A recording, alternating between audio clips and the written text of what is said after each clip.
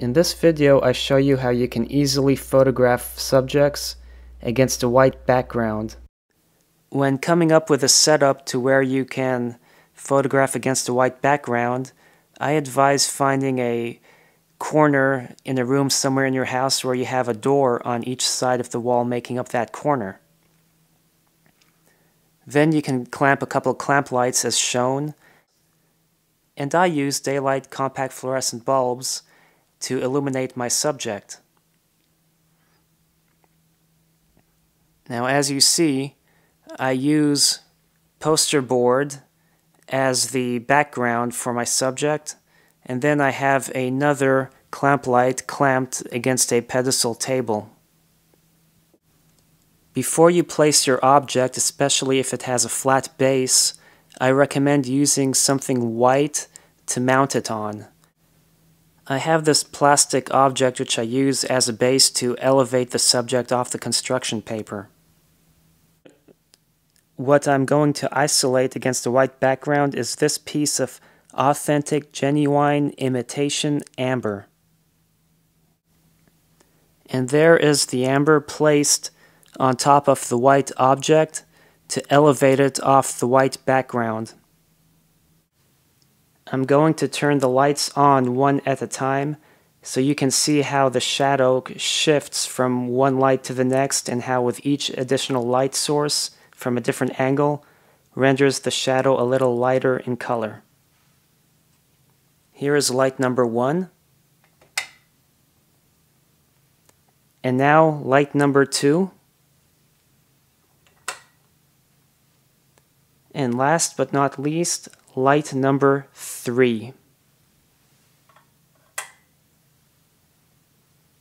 Looking at the subject through the camera, you can see 3 bright areas at the top where the lights are reflecting off there because they're a little too intense. So you can adjust the clamp lights so they're not shining directly on the subject, so this way they can be hidden. So this is how the photo looks like after I made some adjustments in Lightroom, the exposure, saturation, contrast, and whatever else was needed I did, and then I exported the photo as a TIFF file, and it's open over here in GIMP. So the first thing I'm going to do is use the Levels tool, and what I'm going to do is select the area just below the base, where it's mounted on the white platform. So I'm going to select the area where the white platform is. Now, as you can see, the area directly below the base is the same shade of white as the background. So next I'm going to go to Select and Select by Color, and I'm going to select the white background. And as you can see, it selected the little bright area here and here, but it didn't select the remainder of the base that the subject was mounted on. So I'm going to use the rectangular select tool. Holding the Shift key, I'm going to add this to the area. And there's still a little section. Got it. And then I'm going to go back to Select and invert the selection. And I'm going to do the same thing to allow these really bright overexposed areas in the subject to be part of the subject as it's selected. And then I'm going to cut that region, go to Layer, delete the layer, add a new layer with a white background as you can see over here, hit OK, hit Paste, and there you go. Very simple. Now you can make some additional adjustments if you so desire in GIMP before you save it as a TIFF file, or if you wanted to save it as a JPEG file after you've saved it as a TIFF file to keep it in, maintain quality. And then, you can export the JPEG to the internet, or, make a PNG file if you wanted. I like them both, I guess, but not for editing files, but for the final result. So here is what the unprocessed photo looks like.